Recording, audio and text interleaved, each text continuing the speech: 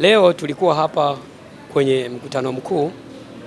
Dhima ya umoja wetu ni kusaidizana na kushirikiana katika shida na raha, lakini pia malengo yetu ni kuinuana kiuchumi. Tuliona hili jambo linatija kwa sababu kwa asilimia kubwa tuligundua kwamba tusiposhirikiana sisi kwa ajili ya kutengeneza mahusiano mazuri, mifumo yetu ya kibiashara inaweza ikawa sio rafiki, kwa sababu kwa biashara sisi tunazozifanya kuna baadhi ya watu wa kutoka sehemu mbalimbali za nje ya nchi, na wanapokuja hapa pengine tunaona ni kama walikuwa wanajaribu kuchangamkia fursa ambazo zilikuwa ni za wazawa.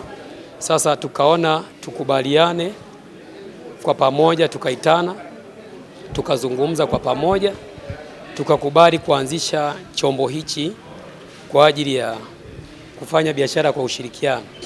Kwa sasa tuna wanachama zaidi ya 670, tunaelekea kwenye 700 kulingana na taarifa ambazo zilizotolewa, lakini lengo letu tunataka tuwe wanachama zaidi ya 3000 kwa sababu soko letu lina watu wengi sana, na baada ya tulivyoanzisha, kadiri siku zinavyozidi kusogea, tunaona mwitikio wa watu.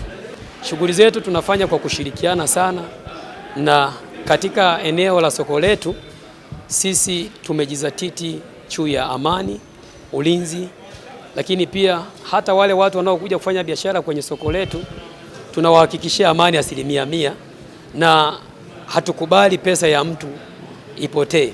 Kwa majina naitwa Kasigo Adram Bwire, ni mwanachama wa chama cha umoja wa wanunuzi, wauzaji na wasafirishaji mazao ya kilimo Kahama. Umoja umekuwa na manufaa makubwa sana kutokana na hapo awali tulikuwa tuna umoja huu, tulikuwa tuna chombo chochote mashineni au kwenye viwanda ambacho kilikuwa kinaweza kutuwezesha sisi kufanya shughuli zetu za kila siku. Maana yake tulikuwa na changamoto nyingi. Kulikuwa na kesi mbalimbali ambazo pia hizo kesi tulikuwa tuna pa kuzipeleka, tunakwenda polisi.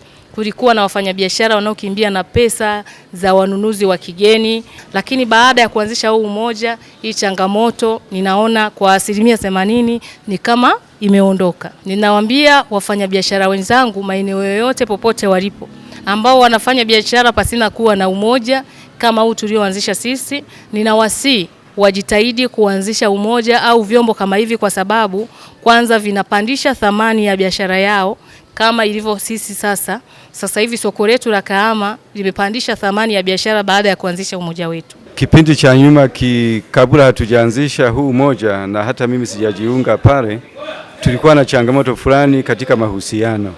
Mahusiano yalikuwa na lega, lakini sasa hivi kwa muunganiko huu tumekuwa na mahusiano makubwa sisi kwa sisi, jamii ya hapa na hata mtaani tuko na mahusiano mazuri na ya karibu kabisa.